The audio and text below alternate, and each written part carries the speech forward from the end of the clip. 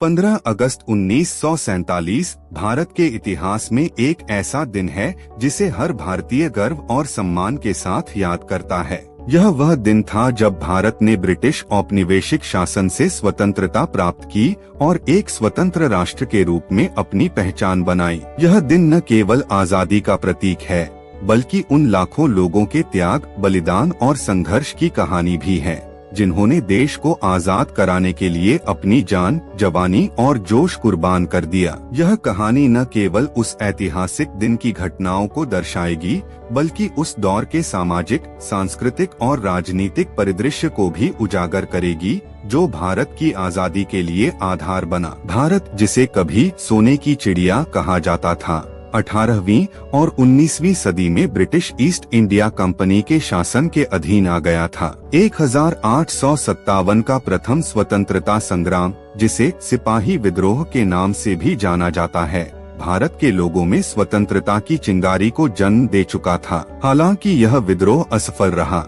लेकिन इसने भारतीयों के दिलों में आजादी की ललक को और गहरा कर दिया। 19वीं सदी के अंत और 20वीं सदी की शुरुआत में भारतीय राष्ट्रीय कांग्रेस और अन्य संगठनों ने स्वतंत्रता आंदोलन को संगठित रूप देना शुरू किया। 20वीं सदी के मध्य तक भारत का स्वतंत्रता संग्राम अपने चरम पर था। महात्मा गांधी, जवाहरलाल नेहरू, सुभाष चंद्र बोस, भगत सिंह, चंद्रशेखर आजाद, सरदार वल्लभ भाई पटेल जैसे नेताओं ने देशवासियों को एकजुट किया। गांधी जी का अहिंसक आंदोलन, सविनय अवज्ञा आंदोलन, दांडी नमक सत्याग्रह और भारत छोड़ो आंदोलन जैसे प्रयासों ने ब्रिटिश शासन की नींव हिला दी। दूसरी ओर सुभाष चंद्र बोस की आजाद हिंद फौज जैसे क्रांतिकारी संगठनों ने सशस्त्र संघर्ष के जरिए ब्रिटिश साम्राज्य को चुनौती दी। लेकिन स्वतंत्रता का रास्ता आसान नहीं था। यह रास्ता खून, पसीने और आंसू से भरा था। लाखों लोगों ने जेलों में यातनाएं सही,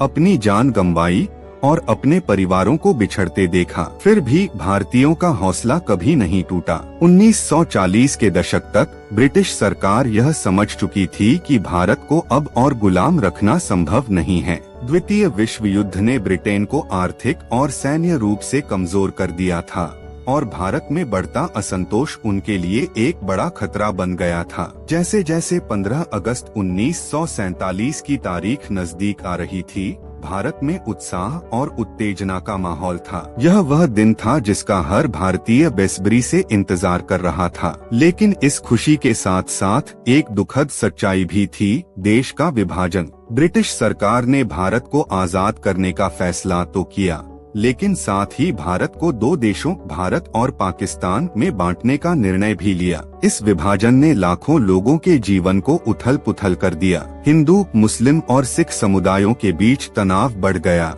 और सांप्रदायिक दंगे भड़क उठे। 14 अगस्त 1947 की रात को नई दिल्ली में भारतीय नेताओं और ब्रिटिश अधिकारियों के बीच अंतिम तैयारियां चल रही थीं। जवाहरलाल नेहरू, जो स्वतंत्र भारत के पहले प्रधानमंत्री बनने वाले थे, अपनी ऐतिहासिक ट्रिस्ट विद डेस्टिनी नीति से साक्षात्कार भाषण की तैयारी कर रहे थे। यह भाषण न केवल भारत के लिए बल्कि पूरे विश्व के लिए एक प्रेरणा बनने वाला था। दूसरी ओर महात्मा गांधी इस समय दिल्ली में नहीं थे। वे बंगाल के नोआखाली में थे, जहां सांप्रदायिक हिंसा को रोकने के लिए अपनी पूरी ताकत झोंक रहे थे। गांधी जी का मानना था कि आजादी केवल राजनीतिक स्वतंत्रता नहीं, बल्कि सामाजिक और सांस्कृतिक एकता का प्रतीक होनी चाहिए। 15 अगस्त 1947 की सुबह भारत के लिए एक नया सूरज उगा। यह वह दिन था जब भारत ने 200 साल से अधिक समय तक चले ब्रिटिश शासन से मुक्ति पाई।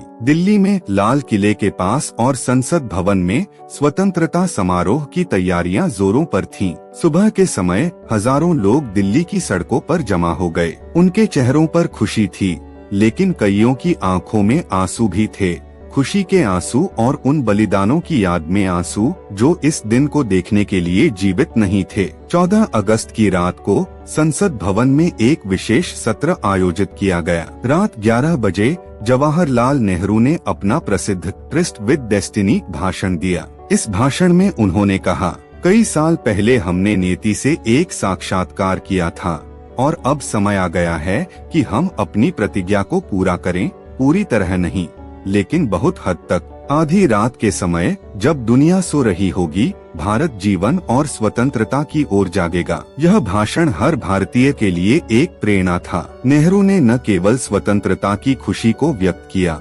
बल्कि भविष्य की चुनौतियों को भी रेखांकित किया। उन्होंने कहा कि स्वतंत्रता केवल एक शुरुआत है और अब भारत को एक मजबूत, समृद्ध और एकजुट राष्ट्र बनाने की जिम्मेदारी हर नागरिक की है। 15 अगस्त की सुबह लॉर्ड माउंटबेटन, जो भारत के अंतिम वायसराय थे, ने औपचारिक रूप से सत्ता का हस्तांतरण किया। जवाहरलाल नेहरू ने भारत के पहले प्रधानमंत्री के रूप में शपथ ली। इस समारोह में सरदार वल्लभ भाई पटेल, मौलाना अबुल कलाम आजाद, डॉक्टर राजेंद्र प्रसाद और अन्य प्रमुख नेता मौजूद थे। 15 अगस्त की दोपहर को जवाहरलाल नेहरू ने लाल किले पर भारत का राष्ट्रीय ध्वज तिरंगा फहराया। यह वह क्षण था जिसे हर भारतीय ने अपने दिल में संजो लिया। तिरंगे के फहराने के साथ ही हजारों लोगों ने भारत माता की जय और वंदे मातरम के नारे लगाए। लाल किले से नेहरू ने देश को संबोधित करते हुए कहा कि यह आजादी केवल कुछ लोगों की नहीं,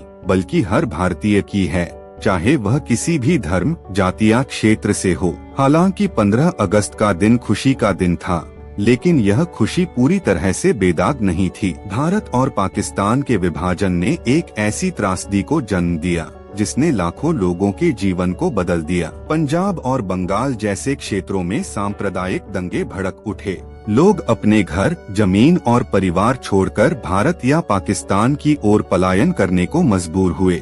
इस पलायन को इतिहास में सबसे बड़े सामूहिक विस्थापन के रूप में जाना जाता है। लाखों लोग हिंसा का शिकार हुए। ट्रेनें जो शरणार्थियों को लेकर भारत या पाकिस्तान जा रही थीं, दंगाइयों के हमले का शिकार हुई। अनगिनत परिवार बिछड़ गए और कई लोग अपने प्रियजनों को हमेशा के लिए खो बैठे। इस विभाजन ने न केवल भौगोलिक सीमाएं खींची, बल्कि लोगों के दिलों में भी दरारें डाल दी। महात्मा गांधी इस समय दिल्ली में नहीं थे, लेकिन वे इस हिंसा को रोकने के लिए बंगाल और बिहार में सक्रिय थे। उनकी उपस्थिति ने कई जगहों पर सांप्रदायिक सौहार्द को बढ़ावा दिया, लेकिन पूरे देश को हिंसा से बचाना उनके लिए भी असंभव था। 15 अगस्त 1947 के बाद भारत के सामने कई चुनौतियां थीं। देश को एकजुट करना, आर्थिक विकास करना, सामाजिक समानता स्थापित करना और एक नया संविधान तैयार करना जैसे बड़े कार्य सामने थे। जवाहरलाल नेहरू और उनके सहयोगियों ने इन चुनौतियों का सामना करने के लिए कदम उठाए। भारत में 562 से अधिक रियासतें थीं, जिन्हें स्वतंत्र भारत में शामिल करना एक बड़ी चुनौती थी। सरदार वल्लभ भाई पटेल और वीपी मेनन ने इस कार्य को बखूबी अंजाम दिया। डॉक्टर BR अम्बेडकर की अध्यक्षता में एक संविधान सभा गठित की गई, जिसने 26 जनवरी 1950 को भारत का संविधान लागू किया। भारत एक कृषि प्रधान देश था